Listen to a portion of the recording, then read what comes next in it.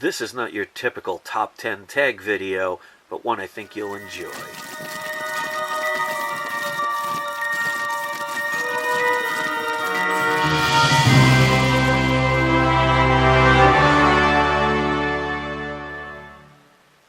Hello everyone, my name is Chris, and this is We Love Comics. Today, we are going to be doing a different type of tag video that I don't think anybody's ever done before. I'm going to tag 7 people, and it's not a requirement, but if you are tagged, we would love it if you would make a video, tag 7 other people, and then post the link to your video in the comments section, so this way hopefully you'll get some extra viewers and maybe a few subscribers. So this tag video, before I tell you what it is, these are the people I'm going to tag. So we have Half Man, Half Amazing, Contender, Wolvie Fan, Key Issue Comics, Captain Cold, Comic Nerd 1997, and Mike 40 Ounce. So just in case if they don't see this video right away and you know who they are, if you're subscribed to them or you communicate with them, let them know they've been tagged, have them check out the video, and hopefully we'll get this spread around and have some fun, because that's what it's supposed to be about. So this particular video is a top 10, but not the typical top 10. We're going to have you pick the top 10 books that are basically worthless, that are ones that you bought maybe when you were younger or earlier when you thought, oh, you're getting into the speculation hype, and they ended up not being remotely anything near what they said it was going to be. So here's my top 10. Obviously, I have a bunch in storage, so I couldn't get them all, so I'm sure there'll be a different types of videos out there, so that's what we want. But the first one we're going to start with is Amazing Spider-Man Annual 22. This one, they tried to promote this character right here, and his name is Speedball. This is supposed to be his first appearance, and back in the days of the 80s, they were trying to hype this up, saying, oh, this is the newest sensation, and yeah, not so much. Other than a cameo appearance in the Civil War, the original Civil War. He was one of the major players in the original part of the reason for Civil War. They didn't put that in the movie, obviously, because probably no one cared about this character. But yeah, luckily I only paid cover price for this book, but yeah, it definitely did not keep up with the hype. Another one, this was a book I loved in college, and I had a subscription for it, but it never went anywhere. This is actually the first appearance of Excalibur before Excalibur #1, and let's put that so you can see it. This is the paperback, which is the first appearance of these characters. I paid the cover price for this back in the days, but again, this was another book that really, it started out well, and I thought it would do well. I mean, it had an X-Men character, you had Captain Britain. It definitely had some good stories, good artwork, but it really didn't go anywhere, so as far as speculation purposes, this one really went nowhere. All right, number 3. I'm sure people will have this book. If you collected in the 80s and 90s, you probably had this one. This was from Amalgam. This was a combination of DC and Marvel when they tried to do some characters together. And this was Dark Claw Adventures #1. This is basically where they combined Batman with Wolverine. And at the time, it was really huge. It was a big hype. This came out in 1997, and it was one of the few books I bought in the 90s, in the late 90s when I stopped collecting. And yeah, that didn't go anywhere. All right, this one, it could be any of them, but I picked this one in particular.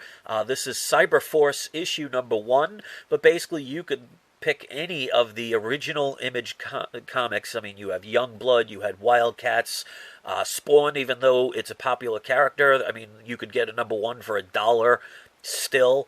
So these books, I remember when they were first coming out, Wizard Magazine was promoting the heck out of them. They were telling you, these, you're going to retire and go to college, pay for your college tuition with these books. And it was the first time where comic book stores were telling you, you got to order 5, 6, 7 of them a piece. And a lot of people were lining up for these books, and they unfortunately didn't go anywhere. And I'll prove my point. Let's see how many people can name at least one of these characters. But again, like I said, it could be any of the original Image. I just happened to grab that one, so that's the one I'm going to use. This is another overhyped book back in the days. This is Superman issue #50. This is after his quote-unquote death. He's now back in full power. I believe he gets married in this issue, It's been a long time since I read it, so please forgive me. But again, this was another hype book. It was another one of those that they said is a can't miss. And again, I'm lucky I only paid cover price for it. But yeah, this book was not what it's supposed to be. All right, this is another book. If you grew up in the 80s and 90s, I'm sure you have probably 10, 20 of these books. This is one of 5 different covers. This was the new X-Men series. I mean, other than X-Men number 5, which is the first appearance of Omega Red, I mean, the number 1 issue, they overhyped this. I mean, people complain about books being overprinted today. An overprinted book today is 200,000 or 300,000. This book went in the multiple millions. I think it was like 5, 6 to up to maybe 8 million of these copies. This was supposed to be the deluxe cover. And if you put them all together, they all formed one particular image. And yeah, I'm sure there are people that have probably 5 or 6 of these a piece. There were several different covers, all done by Jim Lee. I mean, the art was great, but the hype, definitely, for the amount that they printed, it just, again, you could find these in dollar bins all day, every day. Definitely did not live up to the hype.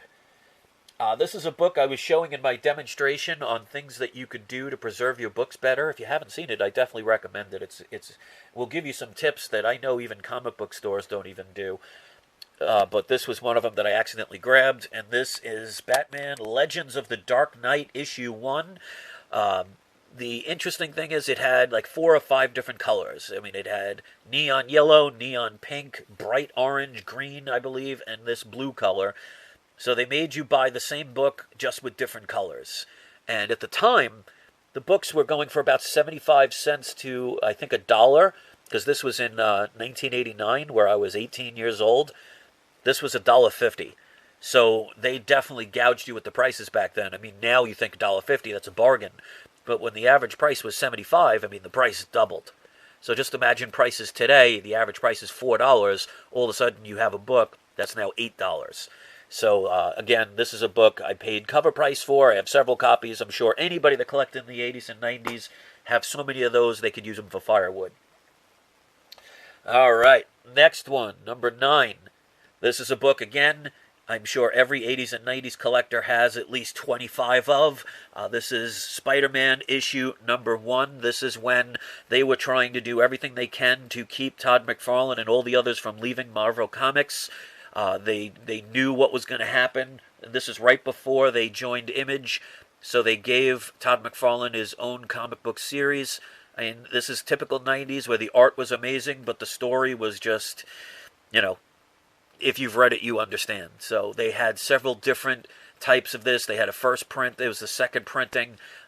Back then, nobody cared about second prints. I mean, you didn't want to touch those back in the days. It's a lot different from what it is today. But obviously an iconic cover. I mean, many people have duplicated this, including Todd McFarlane himself. He did it on a Spawn issue. But the story is just, I mean, I have the first, I think, 11 issues.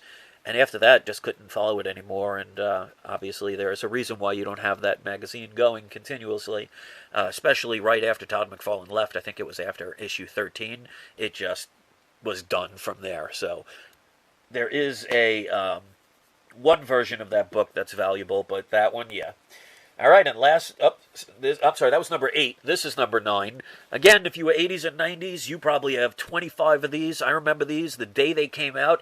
And again, back in those days, books were 75 cents. This book was $2.50. This came out in 1992, where I was 21 years old. I mean, this was the first book I ever saw on the news where they were talking about this. This is Superman 75, which is the quote-unquote death of Superman, the Polygon issue. I am, like many people, bought several of these. So this is the original one I bought as a kid. So it's still in its original packaging. I have a bunch of these. But back in the days, they told you, oh, you better order a bunch of these, and this is going to definitely put you through college. And, yeah, when they did a couple of months later, they brought them back. People were furious.